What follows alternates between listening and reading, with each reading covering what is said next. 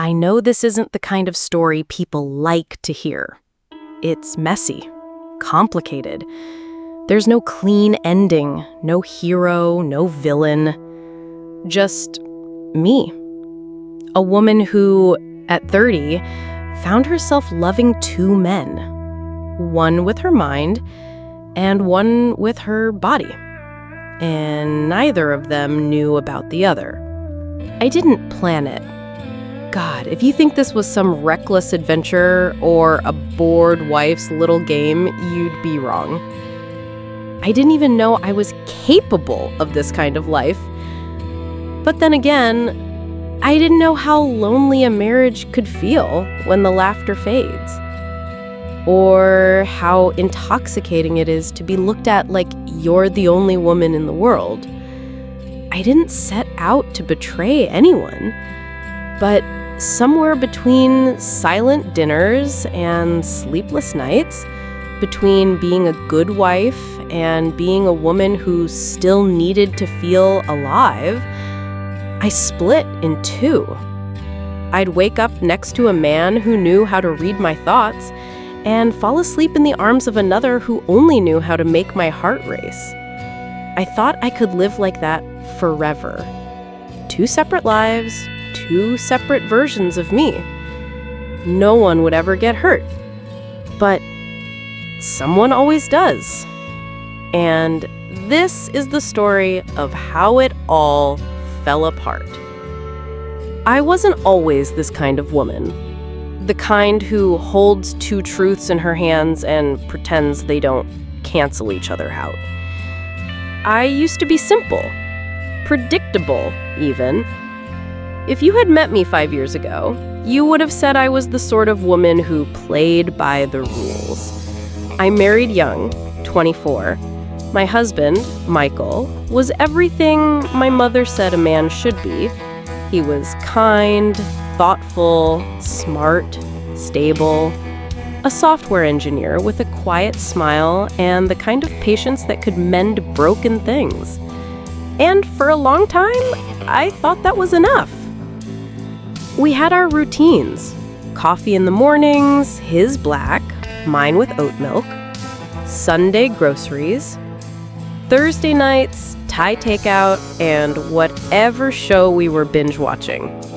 Our life was quiet, predictable, safe. But that kind of safety can become a cage if you don't love what's inside of it. It didn't start with a fight. We didn't fall apart in some dramatic screaming match. It was slower than that. Subtle, like dust collecting in corners. We stopped touching, stopped laughing. We slept in the same bed, but miles apart. He still asked me how my day was, still kissed me goodnight. But I felt invisible, like I was living in a house where I didn't make noise anymore.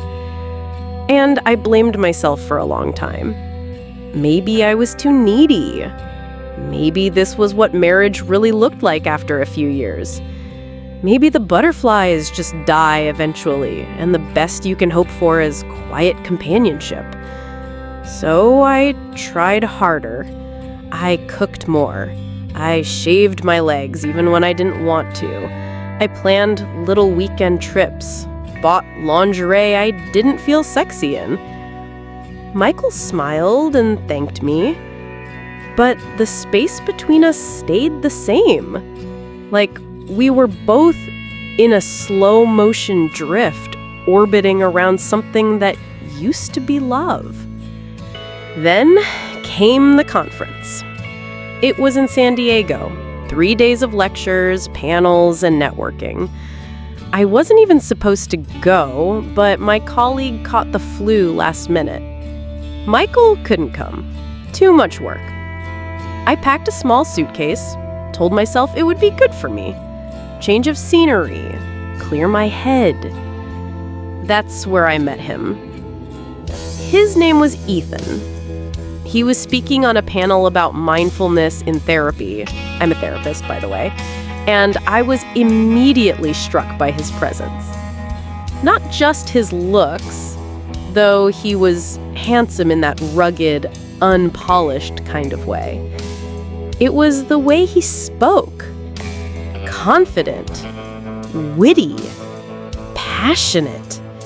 The way he looked at people when they talked, like they were the only person in the room. I wasn't looking for anything. I swear I wasn't. But when we talked after his panel, just 10 minutes of small talk over lukewarm coffee, I felt seen. Really seen. And it scared the hell out of me. I told myself it was just a crush. A moment that I was married. That I loved my husband. That people don't just fall for someone in a hotel lobby. But over the next 2 days, Ethan and I kept crossing paths. Lunch, another panel, a group dinner that somehow ended with just the two of us walking along the marina, laughing like teenagers. He didn't try anything. He didn't even flirt, not really. But he listened. And when I talked, he leaned in like my words mattered. It had been a long time since I felt that way. The night before I flew back, we sat on a bench near the water. He asked me what I wanted, not just in that moment, but in life. And I didn't have an answer. So he looked at me and said, "You deserve to feel alive, you know, every part of you, not just the parts that smile politely." That line stayed with me. I didn't sleep that night, and when I hugged him goodbye the next morning, something in me shifted. Not a decision, not yet, just a knowing. When I got home, Michael greeted me with a kiss on the forehead and asked me if I had fun. I told him yes. I didn't mention Ethan. I told myself that was the end. That it was just 3 days, a spark, a harmless moment. But it wasn't the end. It was the beginning of the split. I went back to work, tried to drown the memories in session notes and client calls, but Ethan emailed me a week later. Just a simple message. "It was good talking with you. Hope San Diego left you with something more than just sunburn." I laughed and replied, and from there it became something. Not an affair, not yet, but emails turned to texts. Texts turned to late-night calls. I started to wait for his messages like I used to wait for Michael's arms. He made me feel curious again, like I wasn't finished, like there was still more of me to be discovered. At home, I became better at lying. Not big lies, just the quiet omissions. "I'm heading to yoga" meant I was sitting in the car listening to Ethan's voice over the phone. "I had lunch with a friend" meant I was walking alone, trying to understand why my heart beat differently now. I still loved Michael. Or maybe I loved the version of us we used to be. But every time I looked at him across the dinner table, I couldn't shake the feeling that I had already started to leave. I wasn't chasing sex. I was chasing connection. Something raw, something real. Something that reminded me I was still a woman, not just a wife or a schedule or a smile. Ethan lived 3 hours away. We didn't see each other often. But when we did, God. The first time we kissed, it was like a dam broke.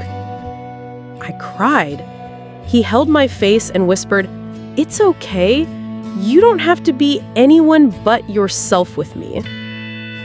That was the first time I cheated on Michael. I wish I could say I stopped there, that I confessed, that I made a choice. But I didn't.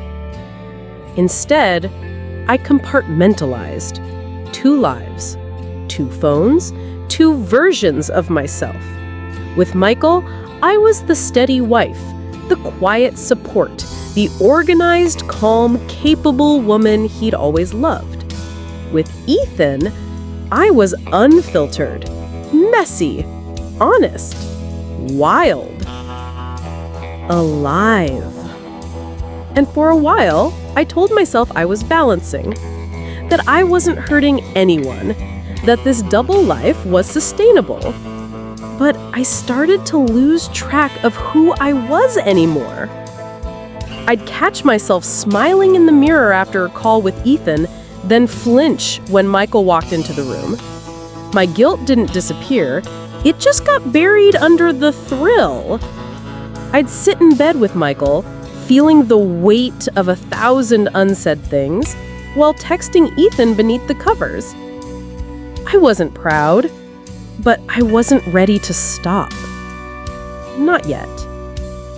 One night, Michael reached for me in bed. It had been months since we'd been intimate. Not for lack of trying on his part, but I kept pulling away. Tired, stressed, not now. But this time, I didn't stop him. Not because I wanted to, but because I missed wanting to.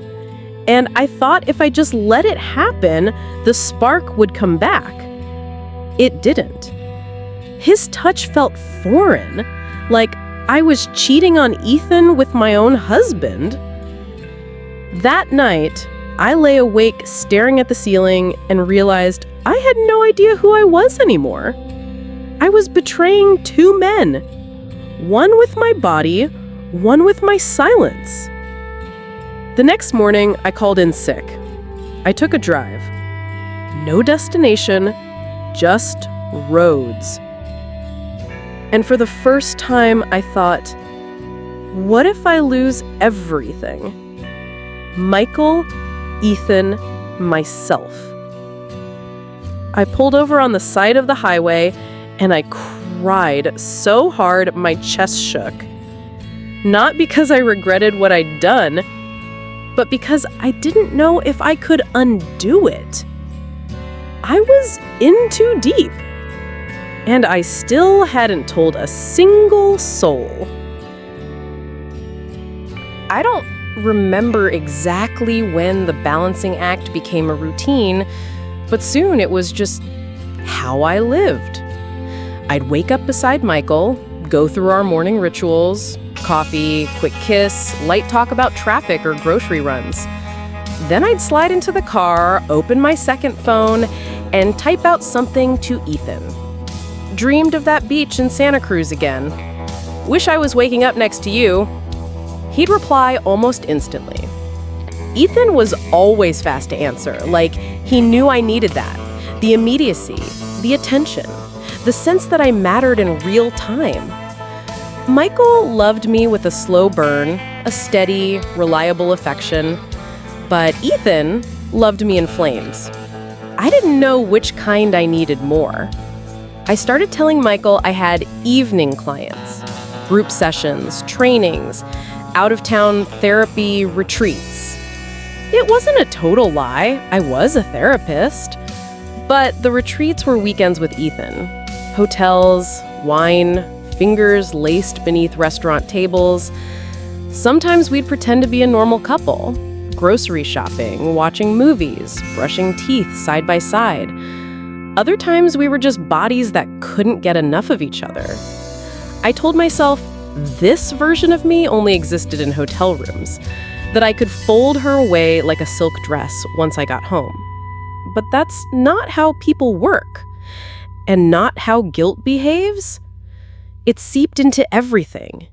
Even when I tried to be fully present with Michael, I saw Ethan in the edges, in the way I laughed, in the music I started listening to, in the phrases I picked up. Michael didn't question it, At least, not at first.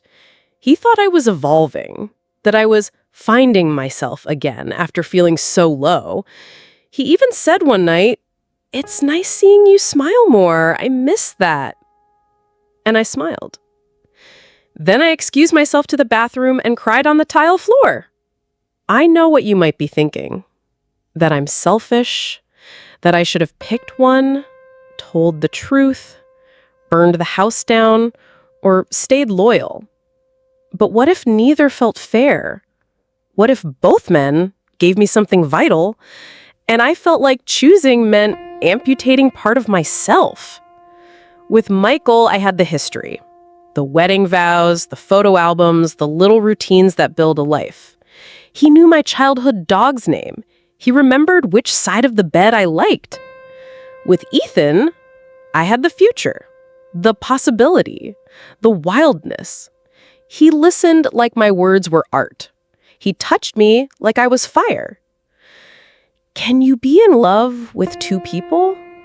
Maybe not in the clean way, but in the messy, human, I'm still figuring it out way? I think yes. Still, the cracks started showing. One night, I got home from a late session, and Michael was waiting on the couch. Eyes soft, not angry, just curious. He asked, "Did you see someone today? You smell like cologne, not yours." I froze. I could have lied, said I hugged a client, or used a public restroom that reeked. But instead, I said, "No, just tired. I'll shower." He let it go. But after that night, I started checking myself more. Spraying neutralizer, wiping lipstick, changing in the car. I was becoming a damn magician, an expert at illusion. But inside, I was fracturing. I remember the first time I missed Michael's birthday. I didn't forget it. I was just with Ethan. We were in a cabin he rented in Big Sur. No reception, no distractions, just us. And I had told Michael I was at a trauma healing conference in Oregon. When I turned my phone back on that Sunday night, I had 9 missed calls, 3 voicemails, 1 text. "I don't understand what's happening.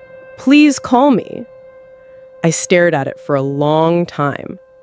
Then I turned the phone off again. Do you know what happens when you double yourself?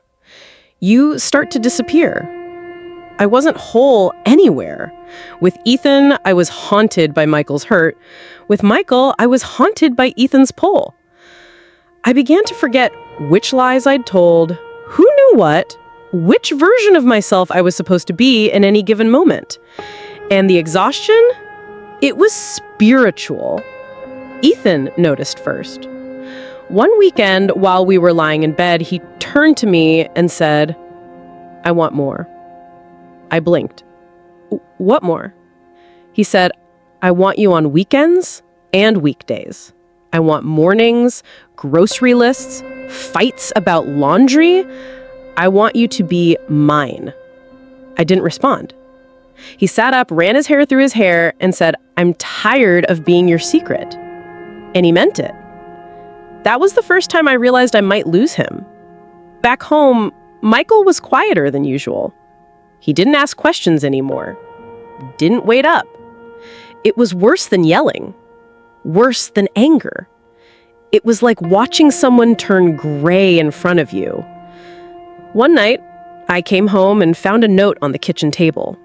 Not dramatic, just a few words. "You feel far away.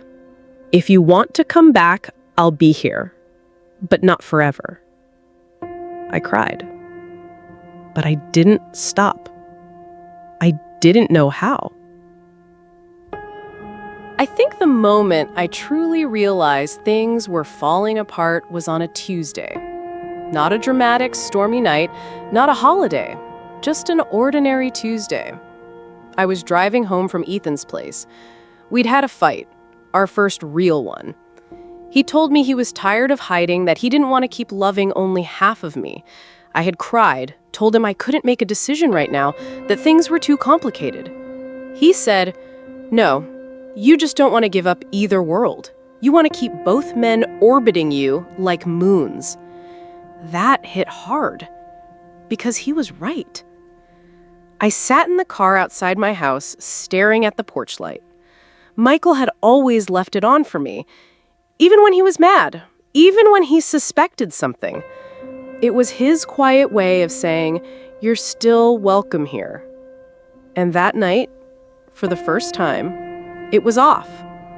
A tiny, devastating absence. Inside, the house felt colder than usual. I wandered into the kitchen. The note was gone. Instead, there was a printed itinerary for a solo trip Michael had planned. 3 days in the mountains. Departure, Friday. He hadn't told me. I wasn't invited. Something shifted in me right then. A wave of panic. I wasn't used to being the one left behind. I had been spinning plates, thinking I was in control, but now they were beginning to crash, and I didn't even know where to reach first. That Friday, Michael left early. No kiss goodbye, not even a text. I spent the weekend spiraling. Ethan kept calling. I didn't pick up. I lay in bed thinking of both men, of myself, of the wreckage I had created with my half-truths and stolen hours. Sunday night, Ethan showed up at my doorstep. Unannounced, uninvited. But I let him in. He looked around the house like he was walking through someone else's dream. "So this is where you live," he whispered. I nodded. He touched the frame on the mantel, our wedding photo, Michael and me in happier years. "He looks like he really loves you." "He does," I whispered back. "Do you love him?" I couldn't answer. Not because I didn't know, but because any answer felt like betrayal. Silence was safer. But Ethan wasn't here for silence. He said, "I can't keep doing this. I want you. All of you. And if you can't give that to me, I'm walking away." I told him I needed time. He said he had already given me 2 years.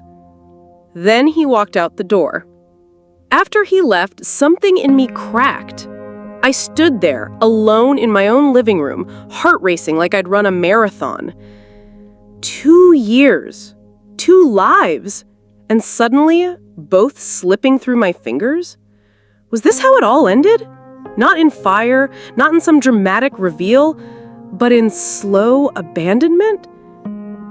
The next morning, I opened my laptop and started a blank document. Title: Who Am I When No One's Looking? I stared at the screen for a full hour. I wanted to confess, to myself at least, to admit that I had loved them both, that neither one had been enough on their own, that I hadn't been enough for myself. But I closed the laptop without typing a word. Days passed. Michael came home, quieter than ever. We moved around each other like ghosts. I'd ask about his trip. He'd answer in one-word replies. He never asked where I'd been, which was worse than suspicion. It meant he was preparing for the end. I thought about telling him everything, sitting him down and laying it all bare. But I was afraid. Afraid he'd leave. Afraid he wouldn't.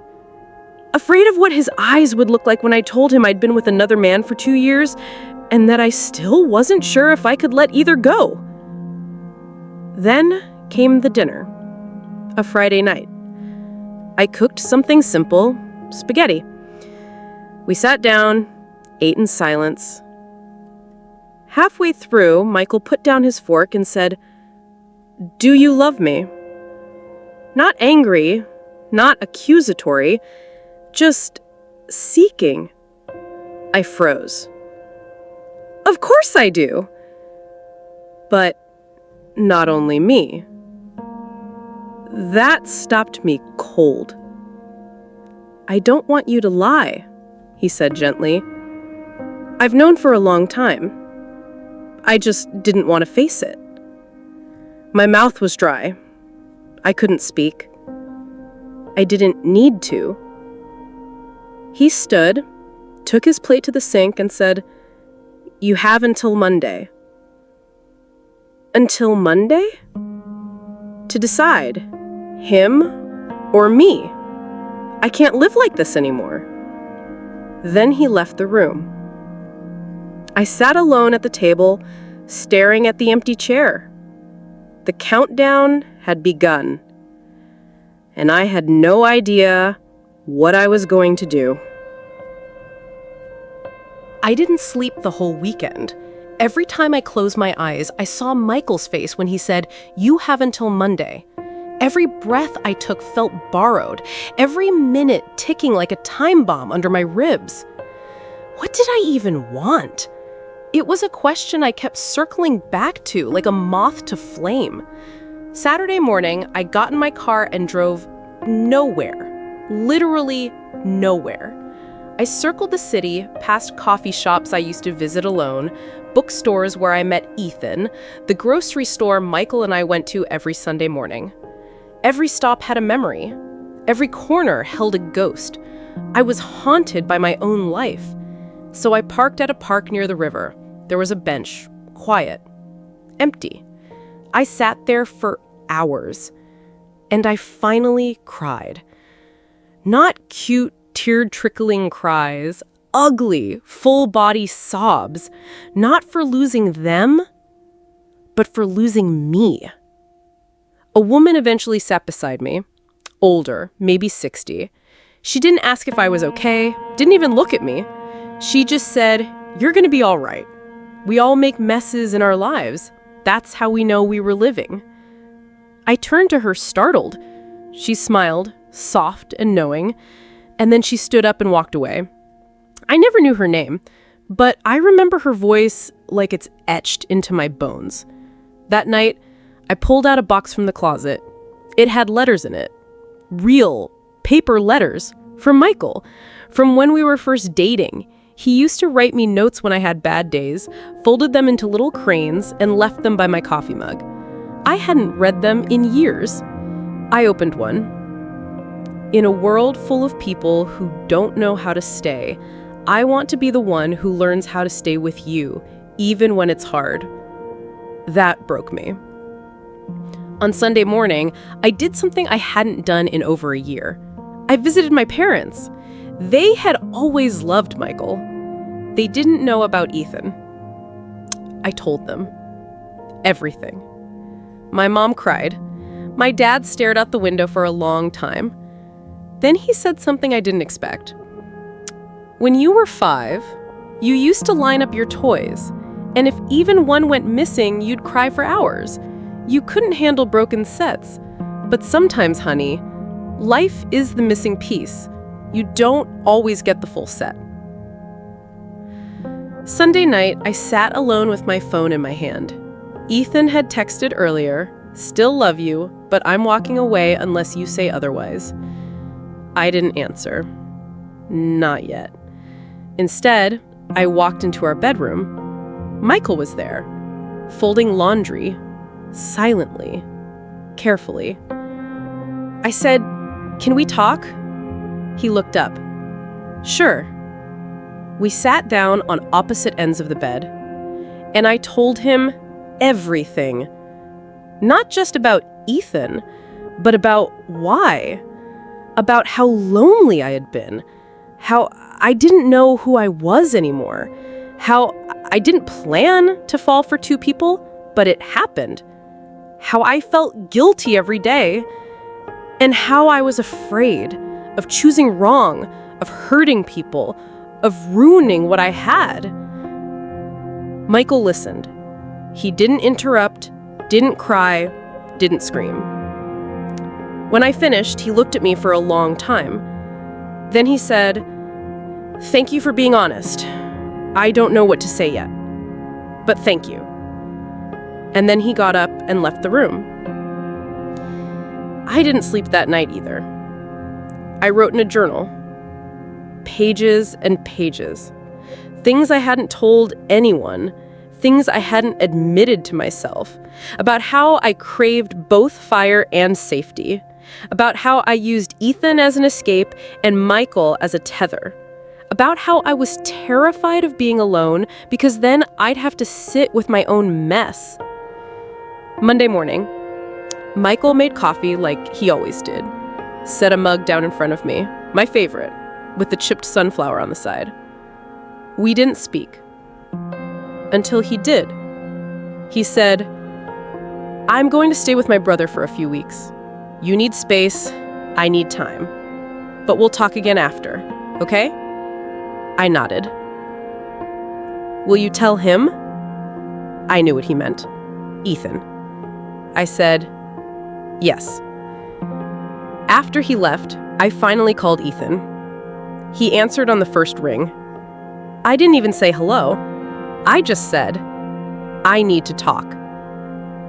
He came over, and I told him the same truth I told Michael, about how I loved him, but also about how loving him had made me lie, made me split myself in half. I told him I couldn't live like that anymore, and I didn't want to keep him waiting. He looked heartbroken, but then he smiled, somehow. "That's the most honest you've ever been with me." "I'm sorry." "Don't be. Just don't disappear." And then he kissed my forehead and left. He didn't ask me to choose, because he already knew I had. People think the hardest part is confessing. It's not. It's the silence that follows. It's the days after when the world doesn't implode, but you do. Quietly. In pieces. Michael was gone. Ethan was gone. And for the first time in years, I was alone. No text messages waiting, no overlapping calendars, no mental math of who I'd see when, who I'd lie to, who I'd touch without shaking. The house was too quiet. Michael had packed light, just 2 duffel bags. Said he didn't want to feel like he was leaving, just pausing. But his absence echoed louder than any argument we ever had. The coffee tasted different without his humming. The laundry pile stayed low without his gym clothes. Even the damn couch felt too big. On day 3, I cleaned the kitchen, like deep cleaned. Scrubbed every tile, threw out expired sauces, alphabetized the spices. I found a dried rose behind the fridge. It was from an anniversary bouquet, one Michael got me 5 years ago. I had stuck it behind the fridge because I didn't want to throw it away, but also didn't want it visible when Ethan came over. I stared at it for a long time. Then I crushed it in my hand. It turned to dust, like it had been waiting for that moment. I started going to therapy, first online, then in person. My therapist's name was Celia. She wore huge, round glasses and always smelled faintly like lavender. She didn't say much at first, mostly let me talk, ramble, cry, backtrack. But in the 3rd session, she finally asked, "What are you afraid of most now that they're gone?" I didn't even blink. That no one will ever love me again. Not like that. She tilted her head. "And do you think you deserve to be loved?" I didn't answer. Not because I didn't want to, but because I didn't know. Ethan texted once. Just a photo. It was of the spot where we used to sit under a tree in the park with a book and cheap wine. No caption, no emoji, just that. I didn't reply, because I didn't know what to say, because I didn't want to make it worse, because part of me still loved him, and part of me hated that I did. Michael didn't text at all. But he sent a package. Inside was a key and a note. "This is the spare, in case you ever lose yours again. And if you ever want me to come back, leave it under the mat." I stared at that key for hours. Placed it in the kitchen drawer, top left, next to the tea bags. I checked that drawer every morning. The key never moved, and neither did I. Weeks passed. I started journaling again. I made dinner for one. I walked more. I sat in cafes and didn't pretend I was waiting for someone. I started reading again. Books without romance, just mystery and history. Stories where people made choices and lived with them. I got a haircut. Shorter. Cleaner. Not for anyone, just lighter. One night, I saw a couple in a grocery store aisle, arguing about cereal. Playful, but tired. She said, "Just pick one, babe." He said, "You always say that, then get mad at my choice." She rolled her eyes. He kissed her cheek. I wanted to cry. Not because I missed that, but because I had it and set it on fire. My mom called, said my dad had been asking about me more. She said, "You know, sometimes the best thing we can do isn't fixing everything. It's just sitting still long enough to let the dust settle." I asked, "And then what?" She said, "Then we see what's left standing." I sat on the porch one night. It was raining. Soft. Steady. I thought about who I'd been 2 months ago. A woman split down the middle, trying to live two truths, thinking love could survive deceit if you held it tightly enough. But love isn't elastic. It breaks. And when it does, it doesn't scream. It whispers. "You did this." One evening, I got a knock on the door. I opened it expecting no one. But it was Michael. Not with bags, not with a speech, just standing there. He said, "I don't know if I'm ready, but I needed to see your face." I stepped aside, let him in. He didn't touch me. We didn't kiss. We just sat. And for the first time in weeks, I didn't feel like I was suffocating. He stayed an hour, then stood up, said, "I'm still figuring things out." I nodded, said, "Me too." He smiled, "But I still love you, even now." That night, I cried again. Not from shame, not from grief, but from relief. Celia, my therapist, once told me, closure isn't something you find, it's something you create.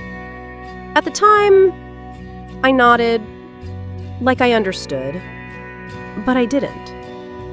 I thought closure would look like one final conversation, a big emotional scene, someone holding me and saying, "It's okay, you're forgiven."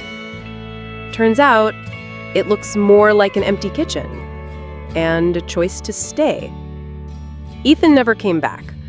After the photo of the park bench, there was silence. I deleted his number, not out of anger, but out of mercy. For both of us. He was a chapter I never should have started.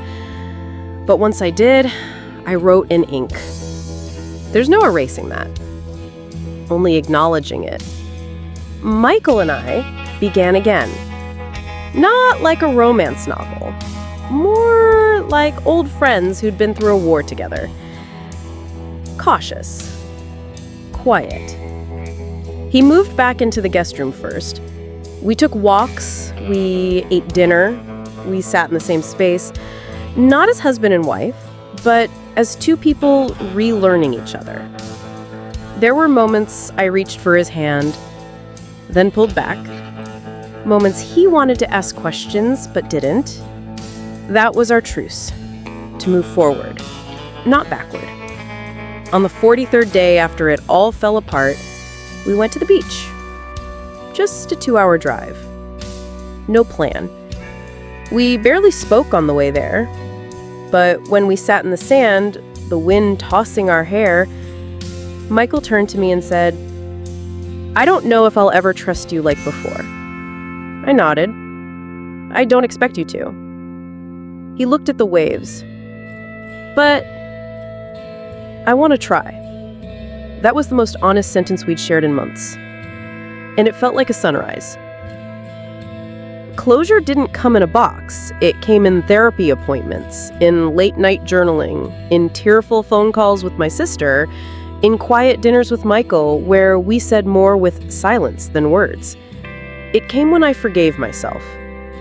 Not for falling, but for thinking I had no other choice. One night, we got caught in the rain. Michael and I had gone out for groceries, and the storm came suddenly. We ran to the car, soaked, laughing for the first time in forever. He turned to me, hair stuck to his forehead, shirt clinging to his chest, and said, "You're a mess." I said, "You too." He leaned in, and for the first time in months, he kissed me. Not with passion, with familiarity, with pain, and with hope. I didn't deserve forgiveness. Not fully. But he gave me the gift of a second chance. And that meant more than anything. Because when you've betrayed someone, the real punishment isn't their anger. It's the mirror. It's living with the version of yourself that made those choices. And choosing, every day, not to become her again.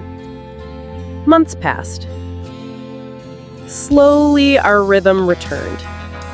Not perfectly. Some nights we didn't touch. Some mornings he left early without a word. But there was progress. Trust rebuilt like a bridge with missing planks. One careful step at a time. One evening, I got a call from a friend. She said she saw Ethan at a bar, laughing with someone new. I didn't feel jealousy. I didn't feel regret. I just felt peace. And maybe that was the most shocking part. Because for so long, I thought loving two men would tear me in half. But now, I was whole. Scarred. Yes. But whole. Celia asked me during our final session, "What did you learn from all this?" I took a breath. That love is not a fix, it's a choice. Every day. She smiled. "And would you choose differently now?" I thought for a while. I'd choose honesty, sooner, fiercer, even if it hurt. Michael and I celebrated our anniversary differently this year. No dinner out, no gifts. Just a walk.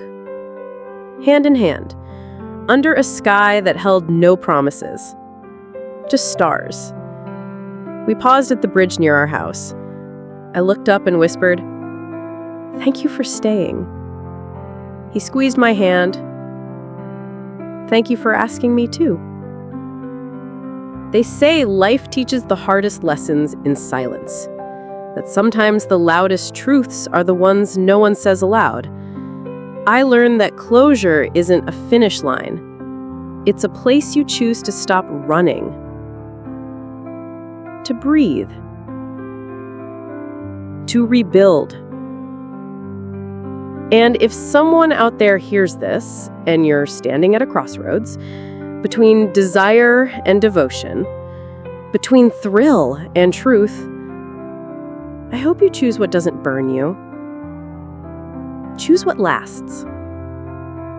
Even if it doesn't feel like a movie.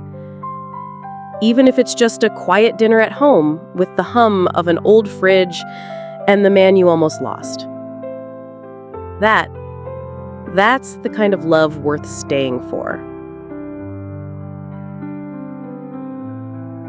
Even if it's just a quiet dinner at home with the hum of an old fridge and the man you almost lost. That's the kind of love worth staying for. And if you've made it this far, thank you. Truly. I didn't share this story to justify what I did. I shared it because I know someone out there is holding a secret, or a silence, or a bruise no one else can see. Maybe it's you. And if it is, you're not alone. Sometimes the hardest person to forgive is ourselves. Sometimes the bravest thing we can do is to sit still with our choices and let them speak. Not to punish ourselves, but to understand who we've become. We don't always get clean endings, but we can choose softer ones. So, wherever you are right now, I hope you're warm. I hope you feel safe, even just a little. And I hope you remember, being honest with yourself is not a betrayal.